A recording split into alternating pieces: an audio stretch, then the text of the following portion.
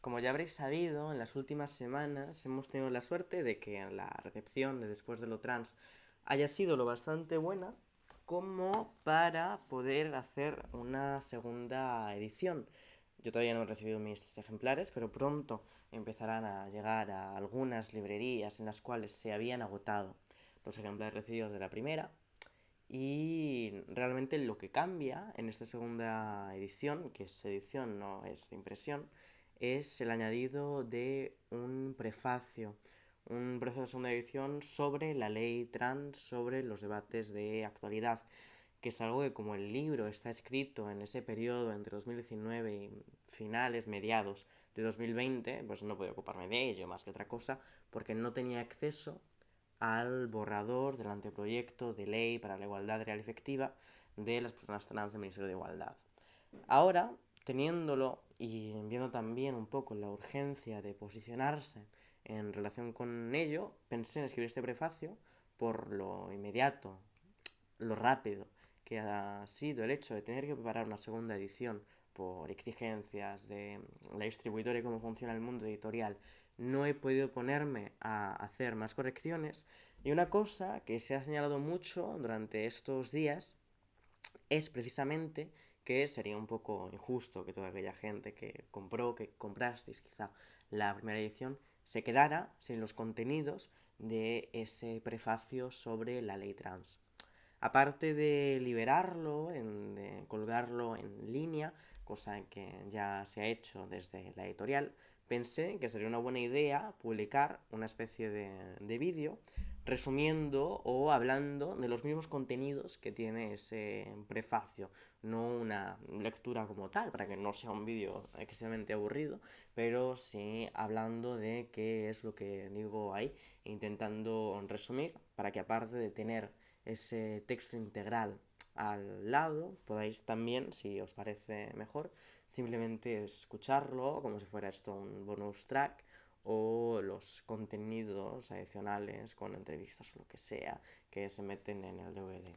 Así que sin más, os voy a lanzar el prefacio a la segunda edición de Después de lo Trans. Cuando escribí Después de lo Trans, en su mayoría, entre 2019 y 2020, es decir, cuando tenía 19 años, lo hice sin tener acceso a lo que sería ahora ese borrador del anteproyecto de la ley trans, solo con algunos intentos de legislación autonómica, el último de los cuales fue uno de Catalunya en Comú, que de hecho se aprobó en el Parlamento catalán, sobre una modificación de ley contra la violencia machista.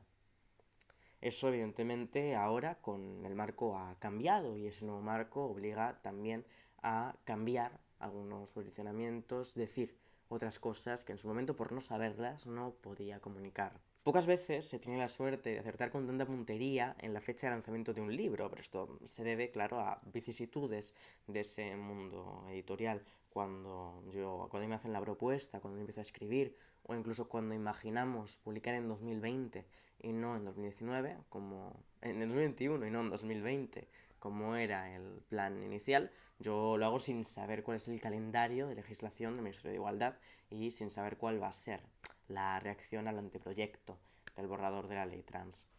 ¿Qué sucede? Ahora, que eso está en boca de todos y que es un tema de debate, seguramente a nivel mercadotécnico y a nivel de las ventas puras de ese libro sean las mejores circunstancias para su publicación. Pero quizá, y esto es algo que me preocupa o me preocupa un poco, a nivel del debate genuino que pueda despertarse, no tanto, porque todo acabe entremezclado en lo que son básicamente temas de tertulia sociopolítica, en la cual lo que funciona son los eslóganes y las frases fáciles que no requieren justificación.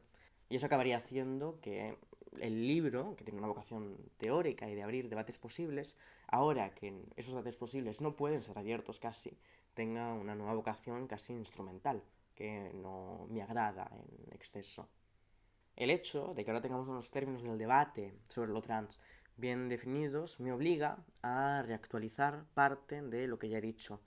No he tenido el tiempo de pormenorizadamente hacer una revisión de todo lo que había escrito en la primera versión de Después de lo trans, así que más allá de algunos cambios en párrafos muy concretos, la segunda edición lo que modifica es la introducción de este prefacio sobre el tema actual, sobre la ley trans y sobre la cuestión de la autodeterminación de género. En la versión extendida de este prefacio, la versión que está por texto y cuyo enlace dejo también en la descripción de este vídeo, doy una cuenta un poco pormenorizada de cuáles fueron los cambios también entre la primera propuesta que yo hago de ensayo, de estructura, de índice, de después de lo trans y lo que luego realmente fui haciendo.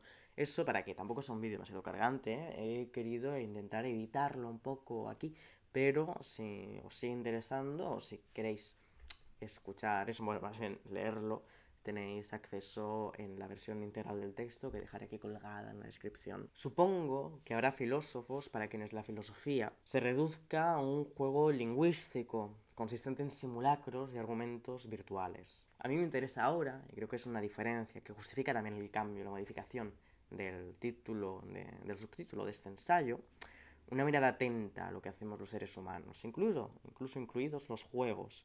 Como Murdoch, creo en esa mirada atenta con fundamento de lo que nos hace agentes morales activos, con fundamento de aquello que es bueno, de aquello que es bello. No escribo tanto ahora por divertirme como por cosas que me preocupan, cosas que suscitan mi mirada. Y en estos momentos creo que es más importante que nunca preocuparse por estas cuestiones relacionadas con la ley trans. No me arrepiento de nada de lo que digo en el libro, ni de las cuestiones que expongo, ni tampoco de los debates que planteo, por más que algunas nociones puedan resultar polémicas o poco transitadas en momentos actuales o incluso contraproducentes para algunos de los objetivos políticos que se puedan tener y que yo incluso comparta, aunque mi teoría no sea lo más eficiente para defenderlos. No escribiría si pensara que dudar nos hace más débiles. Creo que nos fortalece. Sí que me da algo de miedo, sobre todo en este libro, cómo puedan interpretarse mis palabras. He tratado de insistir en que siempre que elaboro una crítica a propuestas políticas más o menos cercanas a mí, lo hago desde el cariño y la voluntad de entendernos, y de que las cosas sean mejores, nuestras formulaciones más robustas, el suelo sobre el cual nos sustentamos mucho más sólido. No me desdigo de nada de lo que he dicho dentro de este texto, pero sí que creo, y esta era otra de mis preocupaciones a la hora de elaborar el prefacio, de que algunas cosas que digo podrían interpretarse o tomarse para defender cosas contra las cuales yo me opongo. Y es por ello por lo que quería ofrecer algunas nuevas claves de lectura. Hablando de circunstancias recientes, el día 10 de febrero participé en un debate sobre el borrador de la ley trans en el programa Gameplays, del cual soy colaborador habitual. Cualquier persona que me lea sabrá que yo siempre he estado dispuesto a debatir con todo el mundo, e incluso, y con frecuencia, en territorio hostil, y que nunca me he cerrado a ningún diálogo. Lo que me encontré, una vez comenzado el programa, fue sobrecogedor, llegando a provocarme incluso una angustia física. Acabé temblando durante la grabación y después de esta. Una de mis interlocutoras, Nuria González, se dirigía a todas nosotras con una violencia inaudita, interrumpiéndonos, gritándonos, faltándonos el respeto, llegando a decirme a mí en un momento dado, cuando hablamos sobre la ley trans, que qué podía decir yo de leyes, que estaba yo haciendo hablando de leyes, que si acaso yo era abogada, que si acaso yo pleiteaba. Pero es que... Una Sí. última réplica sería pedir, por favor, una vez más, Nuria, que no tomes tú en tu nombre todo el feminismo, que Gracias, yo también Luis. soy feminista, Gracias. que hay muchísimas feministas a favor de la ley trans y que dejes de hablar de que todo lo que no es tu postura no es feminista y que solamente Bueno, lo tuyo es chica, yo feminista. puedo decir lo que Un yo momento, quiera.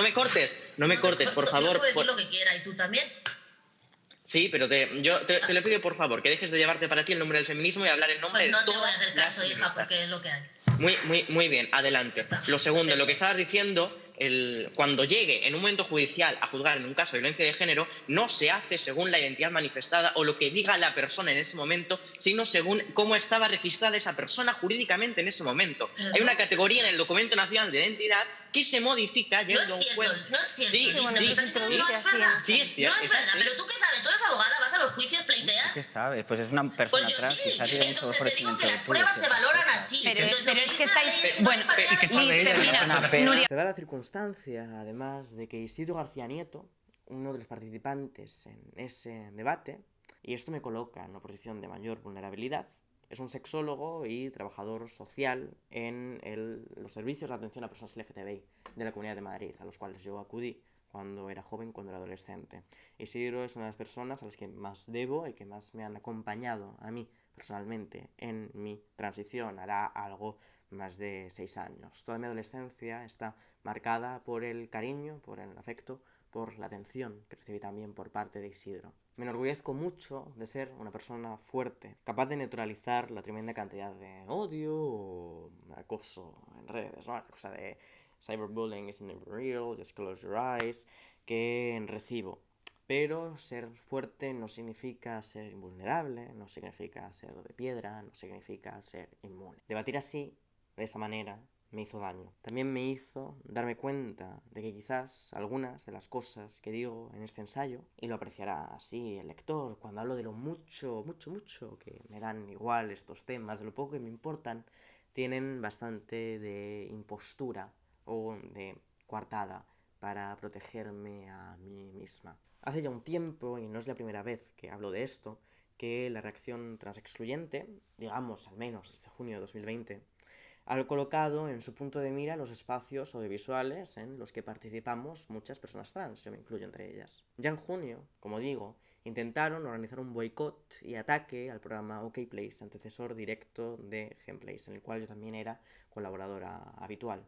Ahora, después de este debate sobre la ley trans, pero esto ya lo he explicado en otro vídeo, así que podéis ir ahí a entenderlo, han hecho lo mismo, cuestionando el compromiso de la cadena, Place, el canal digital joven, para de la televisión española, para gente joven, todo esto, con los derechos de la mujer, con el feminismo, etcétera, etcétera. Han llegado a elevar las quejas a organizaciones sindicales de trabajadores o al defensor del espectador, llegando a preguntas a la antigua administradora única de RTV, Rosa María Mateo, o atacando incluso a la presentadora Inés Hernández. La existencia de programas como Gameplays capaces de dar voz a las personas jóvenes de distintos puntos del espectro político y tratar de forma abierta debates de actualidad me parece algo valioso, que cualquier canal, ya no solamente público, sino cualquier canal de información, debería poner en valor. En medio de este fuego cruzado, el PSOE, el PP, Unidas Podemos y el PNV pactan una renovación del Consejo de Administración de RTV, que creo que ya tiene efectos reales. Sería peligroso que programas así se convirtieran, a efectos políticos, en monedas de cambio o instrumentos de propaganda, que es precisamente contra lo que lucha Gameplays en la actualidad. Pero es televisión más abierta a la discusión y al disenso, que me parece valiosísimo, la pluralidad, el pluralismo, como competición virtuosa entre opiniones y juicios, es lo que a algunos ahora parece molestarles. Estas semanas, y aunque el prefacio lo escribí, y ahora estoy leyendo buena parte de él, hace ya casi 2 meses, pero igualmente puedo extenderlo al periodo de tiempo actual. Estas semanas, sin que tenga nada que ver con la publicación del libro, sino simplemente por hablar en público sobre la ley trans y por defenderla, eso me expone a una cantidad de acoso y odio en redes bastante brutal. Ya sabrá el lector al leerme cuál es mi punto de vista sobre la libertad de expresión y lo poco que justifico medidas e incluso de sanciones administrativas que permitan, con multas de cualquier tipo, coartar esa libertad de expresión. No obstante, no estar a favor de que ese abuso se sancione administrativamente o por lo penal no implica que lo justifique de ningún modo a efectos morales o éticos. Creo que no es justo y creo que no es correcto. Podemos ser mejores y podemos hacer las cosas mejor. Una de las últimas olas de ataques en redes vino cuando expliqué en un vídeo la historia de cómo 2 personas de esa reacción transexcluyente, en este caso Laura Freixas y Paula Fraga, habían rechazado debatir conmigo, hasta el punto de que esta última se descolgó 2 días antes del debate que había organizado un medio intermediario. Esto ya está igualmente contado de manera más extensiva en otro vídeo, con lo que no me voy a alargar en este tema. Cuando yo lo comenté en redes, Paula Fraga respondió llamándome manipuladora y diciendo que no me dedicaría ni un minuto más de su tiempo, insistiendo en que si yo quería famita, lo mejor que podía hacer era ir otra vez a First Dates. Me parece triste y profundamente lamentable. Rehúso concebir que los términos del debate sean eso. También rechazo la caricatura que haría de toda persona reacia al proyecto de la ley trans una persona consumida por el odio, consumida por el miedo. Creo que muchos de los portavoces de aquello que yo vengo llamando la reacción transexcluyente sí que han alcanzado un momento en el cual su postura, su perspectiva, está tan carcomida por ese odio y por el miedo que cualquier tipo de encuentro se hace imposible y nuestras posturas devienen irreconciliables. Creo también que en el fondo desean la erradicación de las personas trans, aquello que dice Janice Raymond sobre cómo la solución moral al problema del transexualismo sería mandatarlo moralmente fuera de la existencia. Esto no significa que no haya personas con buena intención y dudas, que tengan sus reticencias, que no sepan si lo mejor realmente es este anteproyecto del borrador de la ley trans. Estoy segura de que estas personas estarán presentes incluso entre aquellas que se acercan a lo trans desde el miedo a los fantasmas de agresores masculinos entrando en los cuartos de baño femeninos, por ejemplo. El miedo lo que desvela es una vulnerabilidad en la persona que lo siente. Una herida que, por suerte, aún no está lo suficientemente infectada como para conducir a la rabia. Si lo que hay es miedo, es que aún hay una posibilidad de diálogo. Y si hay una posibilidad de diálogo, es que aún hay una posibilidad de convencimiento. Es a quienes no dejan que el miedo se apodere por completo de su forma de acercarse al mundo a quienes quiero dirigirme, no solamente en este prefacio, sino en el ensayo de forma mucho más global. El ensayo no tendría sentido si mi única voluntad fuera predicar para los ya convencidos. Intento comprender a quienes dudan. Intento, a pesar de todo, ofrecer una mirada atenta. Es por ello por lo que sigo debatiendo, a pesar del cansancio. Y por lo que me permitiré, en este prefacio, desgranar algunos de los tópicos e inconsistencias que se esgrimen en contra de la ley trans y su aprobación. Parte de la oposición a la ley trans, la que se exhibe algunas veces como la más simpática o dialogante, niega directamente que la aprobación de la ley trans vaya a beneficiar a las personas trans en particular, hablando de que se trataría de una especie de manera de colarse de la teoría queer en nuestra legislación. El primer borrador de la ley trans contempla varias cuestiones que no son de las que hablan mayoritariamente cuando hablan de la ley trans, de entre las cuales la más fundamental es facilitar el proceso de cambio de nombre para personas trans. ¿Beneficia poder cambiar su nombre y la mención registrada del sexo a personas trans de forma más fácil? La respuesta, si nos tenemos a los datos, es que sí. El uso del nombre escogido disminuye ampliamente las ideaciones suicidas, como he repetido en numerosas ocasiones. Otro de los argumentos esgrimidos para estigmatizarnos al colectivo trans es hablar de la disforia de género como una enfermedad mental, como una especie de enajenación. Y esto estaría justificado hablando de la tasa de suicidios de las personas trans. Si nos atenemos otra vez a los datos científicos, podemos llegar a encontrar cifras que hablan de que un 67% de personas trans piensan o contemplan el suicidio contra un 3% de personas trans que lo hacen después de la transición.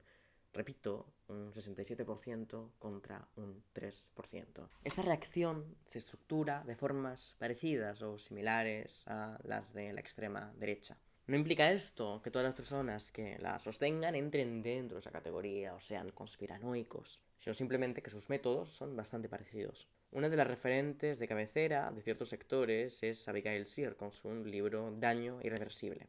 En Daño Irreversible, que se presenta como un alegato contra el tratamiento a menores, se identifica lo trans con una epidemia social de particular calado entre chicas jóvenes, se plantea en contra del malvado establishment científico y mediático para defender la idea de que el peligroso transgenerismo o la peligrosa ideología de género está arruinando la vida de millones de niñas. Plantea que se le hace demasiado caso a la comunidad científica, no escuchando lo suficiente a los padres preocupados y a sus familias. Las apelaciones a su dicho ensayo se desmontan también de una forma particularmente rápida si recordamos que Reino Unido no tiene ningún tipo de legislación que regule lo que aquí llamamos la autodeterminación de género, que sea en nada más avanzada de lo que es la legislación de España 3/2007. Plantear que con la aprobación de una nueva ley trans llegarían en bloque, como si fuera una ola, todos estos males de los que supuestamente habla el libro de esta autora británica,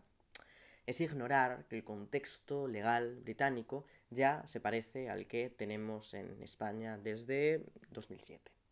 Aquí, dentro del prefacio completo, hablo durante un tiempo de aquello que la ley trans no dice, para desmontar algunos de estos tópicos en relación con la autodeterminación de género.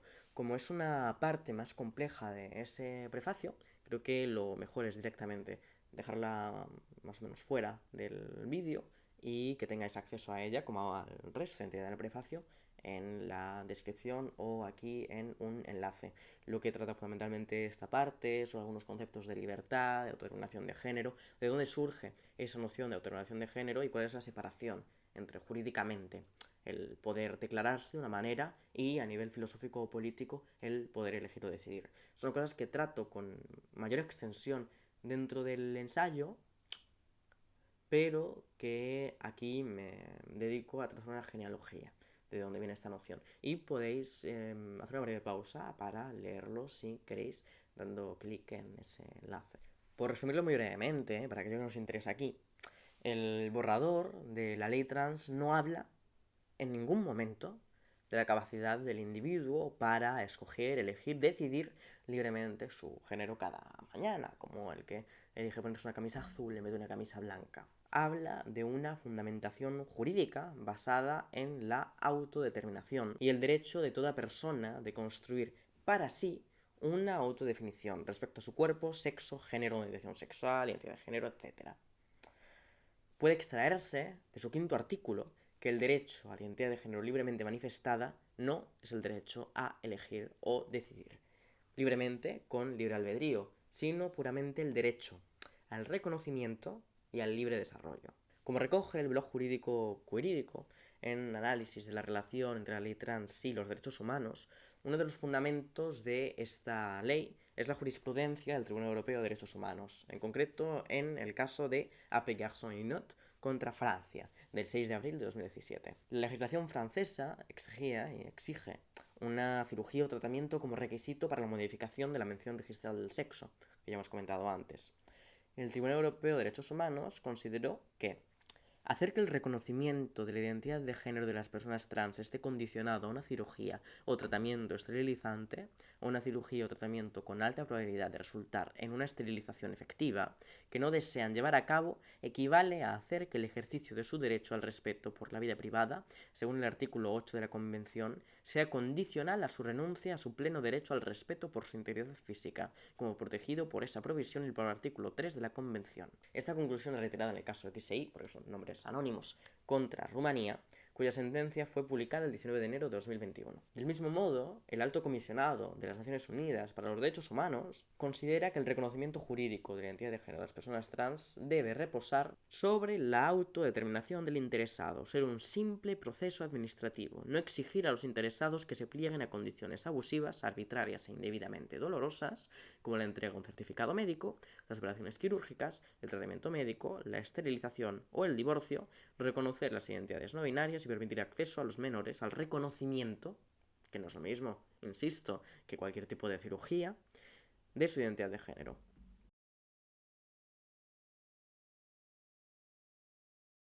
En suma, España, por la jurisprudencia en relación a derechos humanos en la Unión Europea, en Europa, se encuentra en la obligación legal de hacer que el cambio de mención registral de sexo no esté supeditado a cualquier tipo de cirugía o cualquier tipo de tratamiento médico.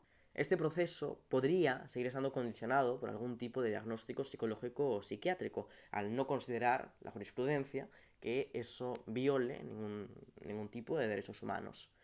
Pero este mismo diagnóstico lo desaconsejan tanto el Alto Comisionado de las Naciones Unidas para los Derechos Humanos como el experto independiente para la protección sexual y identidad de género de Naciones Unidas, así como la recomendación 2048-2015 de la Asamblea Parlamentaria del Consejo de Europa, que apelaba a que los Estados miembros desarrollaran procesos rápidos, transparentes y accesibles basados en la autodeterminación para cambiar el nombre y mención de sexo en los certificados de nacimiento, documentos de identidad, pasaportes y otros documentos. Aboliera la esterilización y otros tratamientos médicos obligatorios, así como el diagnóstico de una enfermedad mental como requisitos legales necesarios para reconocer la identidad de género de una persona en las leyes que regulan los procedimientos para cambiar un nombre y género registrado. Consideraran la inclusión de una tercera opción de género en los documentos de identidad de aquellos que lo solicitaran. Algunas voces han respondido que la despatologización por parte de la Organización Mundial de la Salud, a la cual se haría apelación para legislar, como hace esta propuesta de ley trans, desde una perspectiva despatologizante, no tendría ningún fundamento real, al seguir la transexualidad catalogada dentro de la Clasificación Internacional de Enfermedades, en el CIE-11. La trampa que establece este argumento es que la inclusión en el CIE-11 de lo trans en ningún caso hace de lo trans una psicopatología. El capítulo del CIE-11 que hace referencia a los trastornos mentales, conductuales o del desarrollo es el 6. La incongruencia de género, que es como está catalogada en el CIE-11, está incluida en el 17, relacionado con la salud sexual de los individuos. Esta incongruencia no está ligada a ningún tipo de criterio patologizante.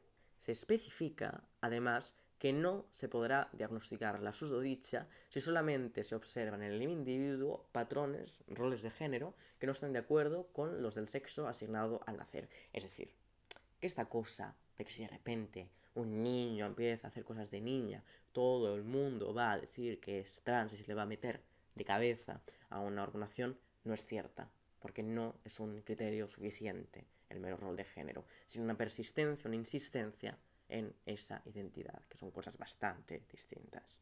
La inclusión en el CIE-11 responde sobre todo a una necesidad: preservar el tratamiento médico para aquellas personas trans que lo deseen, siendo necesario estar incluido en ese listado de enfermedades y cuestiones relacionadas con la salud para recibir cualquier tipo de tratamiento. Ahora, ¿qué pasa con los posibles abusos legales? Estoy convencida de que cuando se apruebe una ley que facilita el cambio de nombre y mención registrada de personas trans, esto no implicará que haya una avalancha u ola de hombres cambiándose el sexo registral para ser considerados como mujeres. Existe, como han recordado juristas como Marina Echevarría Sanz, la continuidad de la personalidad jurídica, que implica que ningún hombre podría eludir el agravante de la ley contra la violencia de género cambiándose de sexo registral. Como han aclarado medios como Maldita, los delitos contra la libertad sexual, violación, agresión sexual, no tienen ningún agravante por el sexo registral. Resulta difícil pensar que el proceso de acudir al registro civil y esperar un tiempo a que te concedan esa solicitud, en mi caso, y con todos los documentos, y con un diagnóstico psiquiátrico, y con varios años de valoración, más de un año de espera, merezca la pena a esos agresores. Hemos de identificar ese miedo, aunque sea un miedo real, una vulnerabilidad de la cual hablaba antes, como una expresión irracional. Se colarán cientos de hombres en baños públicos. Resulta que esto, aparte de que ya suceda que se cuelen hombres en baños públicos o mujeres en baños de hombres, es algo más complicado y que tiene que ver mayoritariamente con la percepción y no con una cuestión legal, como ya se han señalado en numerosos textos o escritos de lesbianas butch, que teniendo un cuerpo reconocible como de hembra a efectos legales, a efectos médicos, sin embargo han recibido acoso y han sido señaladas para ser excluidas de baños de mujeres por lo que era su apariencia física meramente externa. Esa percepción y mirada, profundamente social, consuetudinaria, que dirían algunos, es algo que ninguna ley puede ni siquiera plantearse modificar. Hay quienes han propuesto un periodo de reflexión de algunos meses antes del cambio de la mención registral de sexo o de la mención de nombre. El problema es que dicho periodo contravendría las indicaciones de hacerlo lo más fácil, rápido, transparente y eficaz que sea posible. Además de que estos trámites no son tan fáciles como poner una estampita. Se vienen meses en relación con la ley trans que nos dejarán exhaustas. Las declaraciones de Carmen Calvo... ¿Hay en este proyecto conceptos que a usted le preocupe especialmente? Claro, a mí me preocupa fundamentalmente la idea de pensar que se elige el género sin más que la mera voluntad o el deseo, poniendo en riesgo, evidentemente, los criterios de identidad del resto de los 47 millones de españoles. Ejemplifican a la perfección las dinámicas partidistas y leduchas de poder que yo ya denunciaba en el ensayo escrito hace más de medio año y más de 9 meses. Me atrevo a aventurar que la ley acabará aprobándose y que el PSOE intentará, de hecho, incluso apuntarse el tanto. Pero eso solo sucederá si la movilización a favor de los derechos trans es lo suficientemente fuerte. Si el estar en contra del avance de esos derechos puede pasarle algún tipo de factura al Partido Socialista. Pero es hora de que España se una a países como Dinamarca, Malta, Irlanda, Portugal, Luxemburgo. Habrá que luchar por convencer a quienes duden, pero estoy segura de que esa lucha es posible. Como ya declaré en otras ocasiones, se pueden tener debates jurídicos y teóricos sosegados sobre todo, pero lo que nunca se podrá hacer es conciliar la verdad con la mentira. Concluye así. La situación me exigía un posicionamiento concreto en relación con la ley. Aquí está. El lector, si tiene a bien comprar el libro, ya puede pasar a la discusión teórica y conceptual que elaboro en el resto del texto. Hay páginas en las cuales digo que la cuestión aquí tratada, lo trans, a mí no me importa tanto, que a mí me da bastante igual. Creo hoy, que me engañaba profundamente cuando las escribía. En estas páginas, por suerte o por desgracia, también hablo de mi vida. La ley trans será ley. No sé si al cabo de un año o bastante más tarde. Depende de si seguimos un camino, como el de Reino Unido, donde se han prohibido las terapias de bloqueo hormonal para menores, terapias que yo recibí durante mi adolescencia, que probablemente me salvaran de una depresión mayor, o un sendero más luminoso. Cuando lo sea, este libro tendrá bastante más interés. Examinar aquello que queda después de el Parlamento, después de la teoría, de la tertulia sociopolítica. Es el otro el que nos salva y es el amor lo que nos mueve. Así acaba este libro y así quería, en cierto sentido también, volver a empezarlo. Me siento muy agradecida por todas las muestras de cariño recibidas después de cada una de mis intervenciones. Gracias, Ana, por sostenerme entre tus manos cada vez que la violencia se hacía grande y yo pequeña. Firma, esta vez un vídeo, con amor, Elizabeth Duval, a 31 de marzo de 2021. Feliz día de la visibilidad trans.